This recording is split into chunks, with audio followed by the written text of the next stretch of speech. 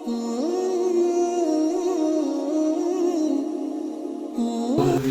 من الشيطان الرجيم بسم الله الرحمن الرحيم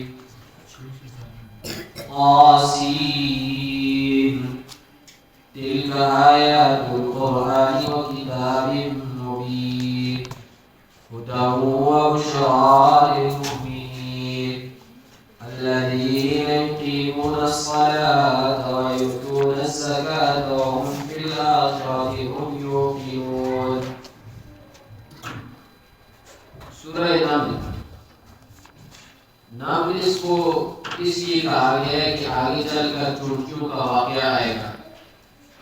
سلیمان علیہ السلام اور چونٹیوں کے درمیان جو بات چیت ہوئی اس چیز کا تذکرہ آ رہا ہے، اس لیے سورت کا نام سورہ نمل رکھا گیا ہے، جیسے سورہ بقرہ کا نام سورہ بقرہ رکھا گیا ہے. آگے چل کر گائے کا ذکر تھا، اس لیے اس نام کو اٹھایا اور پوری سورت کا نام رکھ دیا. اور بعض روایات کے اندر اس سورت کا نام سورہ سلیمان بھی ہے کہ آگے سلیمان علیہ السلام کا تذکرہ آ رہا ہے. مکی دور کی صورت ہے ابتدائی دور کے اندر،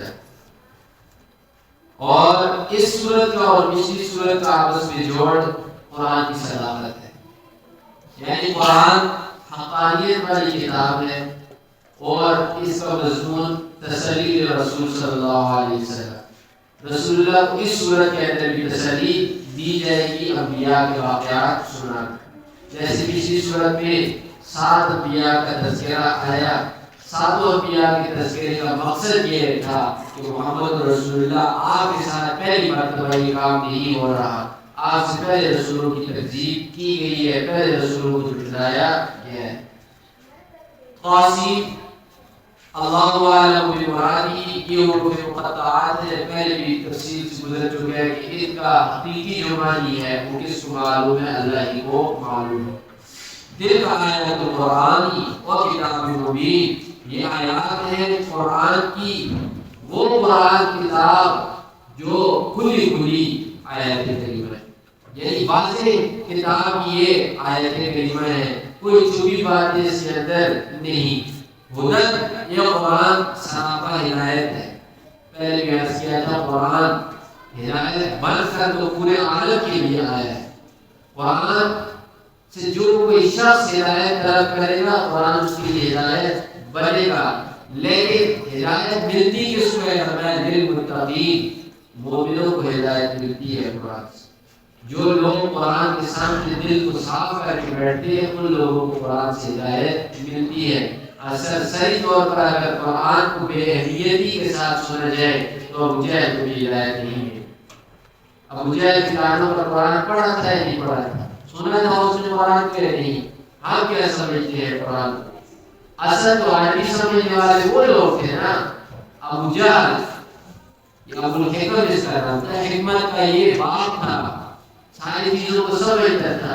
لیکن رسول اللہ نے بتایا کہ جس نے قرآن کو نہ سمجھا، جس نے دین کو نہ سمجھا وہ سب سے بڑا جاہل ہے. اس لیے اسے ابو جہل کہا گیا. تو قرآن کو بے روحی کے ساتھ بے تربی کے ساتھ سنے کے قرآن فائدہ نہیں دے گا. فرمایا خوشخبری ہے للمؤمنین، مومنوں کے لیے. مومنوں کے لیے خوشخبری کیا ہے کہ جو لوگ ایمان لائے نیک اعمال کی ان کے لیے بات ہوگی، جنت ہوگی، جنت کے اندر ہمیشہ ہمیشہ رہیں گے. مومن کون ہے؟ مومنوں کی تعریف الذین، مومن وہ لوگ ہیں یقیمون الصلاۃ جو نماز کو قائم کرتے ہیں، ویؤتون الزکاۃ اور زکات ادا کرتے ہیں. قرآن کا اسلوب ہے، قرآن کا طریقہ ہے. قرآن کے اندر جہاں پر بھی یقیمون الصلاۃ ویؤتون الزکاۃ ہے تو سمجھ لیں کہ پوری کی پوری عبادات کو یہ شامل ہے، بدنی عبادتوں کو بھی اور مالی عبادتوں کو بھی. یہ دو لفظ کیا ہوتے ہیں؟ شامل ہوتے ہیں. اس سے مراد یہ نہیں کہ صرف اور صرف نماز پڑھتے اور صرف اور صرف زکات دیتے نہیں.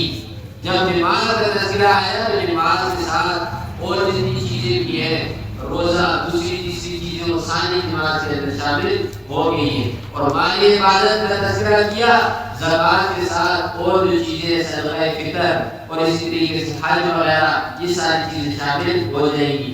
یہ دو عبادتیں نماز اور زکات، یہ دونوں تمام عبادتوں کے اندر سر کی حیثیت رکھتی ہے. یعنی جڑے رہیے آپ دوسرے لفظوں کے ساتھ. عبادتوں کے اندر، جانی عبادتوں کے اندر سب سے بڑا درجہ رکھنے والی کیا ہے؟ نماز ہے. اور مالی عبادتوں کے اندر سب سے بڑا درجہ رکھنے والی زکات ہے. جب قرآن دونوں کو جمع کرتے ہیں تو قرآن کا مقصد یہ ہوتا ہے کہ تمام کی تمام عبادتوں کے اوپر وہ کیا کرتے ہیں؟ عمل پیرا کرنے والے ہیں. وہم بالآخرۃ، تیسری چیز عقائد. وہم بالآخرۃ، اور آخرت کے اوپر ہم یوقنون، وہ یقین رکھتے ہیں. دیکھیے عقائد کے اندر بھی ایک عقیدے کا ذکر کیا، قیامت کا ذکر کیا. اب کوئی شخص قیامت کے اوپر صرف ایمان لائے، اللہ پر ایمان نہ لائے، رسول پر ایمان نہ لائے، اس کو قیامت کے اوپر ایمان لانا کوئی فائدہ رکھتا ہے؟ نہیں رکھتا. یہی مراد ربی ہے کہ سب سے جو اہم عقیدہ ہے وہ کیا ہے؟ قیامت کا عقیدہ ہے.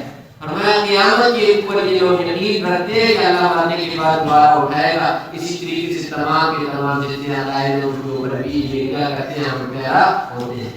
اِنَّ الَّذِينَ، بے شک وہ لوگ. اب مومنوں کی بات ختم ہوئی تو قرآن کی یہ بھی اسلوب ہے جہاں پر قرآن مومنین کو یاد کرتا ہے، ساتھ کافروں کا تذکرہ بھی لاتا ہے، کسی کو قرآن چھوڑتا نہیں. اِنَّ الَّذِينَ، بے شک وہ لوگ، لا یؤمنون، جو ایمان نہیں لاتے، بالآخرۃ، آخرت پر، زینا لہم اعمالہم، ہم نے ان کے لیے ان کے برے عملوں کو خوبصورت بنا دیا ہے. فَهُمْ يَعْمَهُونَ، بس وہ لوگ انہی کاموں کے اندر کیا ہے؟ سرگرداں. یہ تو تفسیر سے مضمون گزرا ہے کہ کافر ہے، ہے، یہودی ہے، عیسائی ہے، مشرک ہے، کوئی بھی ہے، اللہ نے ہر ایک کے لیے اس کے کام کو کیا بنایا ہوا ہے؟ آسان اور خوبصورت بنایا ہوا. مومن ہے، مومن کے لیے دین اسلام کے اوپر چلنا بالکل بھی مشکل نہیں. اللہ نے دین اسلام کو مومن کے لیے خوبصورت بنایا ہے. یہی حالت کن کی ہے؟ کافروں کی بھی ہے. کافر جس مذہب کے اوپر ہے اسی مذہب کے اندر خوش. قبر پرست ہے، قبر پرستی کے اندر مزہ آتا ہے اس. اور اسی طریقے سے داعی ہے، اللہ کو نہیں مانتا، اپنے مذہب کے اندر ہے، اسے اس چیز کو خوبصورت بنا کر پیش کیا گیا ہے. رسول اللہ صلی اللہ علیہ وسلم کے ایک صحابی نے سوال کیا، یا اللہ کے رسول، اللہ نے تمام کی تمام چیزیں لوگوں کے لیے پہلے سے لکھ دی ہیں، پیدا کرنے سے پہلے. کون کیا کھائے گا، کیا پیے گا، کہاں جیے گا، کہاں مرے گا، اور یہاں تک کہ کون جنتی ہے اور کون جہنمی ہے، پہلے نہیں ہوئے. ساری چیزیں اللہ نے پہلے اصلی کے اندر لکھی ہوئی ہے لوہے کے محفوظ ہیں. اب اللہ کے رسول پہلے لکھ دیا فلاں جنتی ہے، فلاں جہنمی ہے، ہمارے عمل کرنے کا کیا فائدہ؟ اب رسول اللہ صلی اللہ علیہ وسلم کا جواب سنو. رسول اللہ صلی اللہ علیہ وسلم نے فرمایا ہر ایک شخص کے لیے جو جنتی ہے تو جنتیوں والے کام اس کے لیے آسان کر دیے، اور جو جہنمی ہے اس کے لیے جہنمیوں والے کام آسان کر دیے. کوئی بھی شخص اگر اچھے کام کر رہا ہے پھر تو مطمئن رہے کہ اللہ مجھ سے ٹھیک کام کروا رہا ہے. اگر کوئی راستے کے اوپر ہے تو دیکھ لے کہ یہ برا راستہ کسی جہنم کے اندر تو لے کر نہیں جا رہا. چیز ہر ایک اللہ نے خوبصورت بنائی ہوئی. مشرک کا جو عقیدہ ہے نا بت کے اوپر، یعنی بت مجھے روزی دیتا ہے، بت میری مشکلات حل کرتا ہے. اب یہ بت کو اللہ نے اس کے لیے خوبصورت بنا کر رکھا ہے، وہ بت کو دیکھتے ہیں اسے خوشی ہوتی ہے. یہ قرآن کا فیصلہ ہے. تو اس کے اوپر فرمایا اولئک الذین، یہ وہ لوگ ہیں لہم سوء العذاب، ان کے لیے بہت برا عذاب ہے. برا عذاب کیا؟ دنیا کے اندر مشرک آدمی کی بہت نہایت گندی ہوتی ہے. آسانی کے ساتھ مشرک آدمی کی روح نکلتی نہیں، تڑپ تڑپ کر اس کی روح نکلتی ہے. اور آپ تجزیہ کر لیں، دیکھ لیں، تجربہ کر لیں، جو بھی مشرک ہوگا مرتے وقت اس سے بدبو آئے گی، اور نہایت غلیظ قسم کی بدبو آئے گی. اور فرمایا یہ دنیا کا عذاب ہے نا، وہم فی الآخرۃ، اور وہ آخرت کے اندر هم الاخسرون، یہی لوگ کیا ہے؟ خسارہ اٹھانے والے ہیں. انہی لوگوں کی آخرت بھی کیا ہے؟ تباہ و برباد ہے. جو لوگ کسی عقیدے کے اوپر ایمان نہیں لاتے، اللہ پر نہیں لاتے، رسول پر نہیں لاتے، قیامت پر نہیں لاتے، یہ جو لوگ ہیں یہ کیا ہے؟ خسارے والے لوگ ہیں.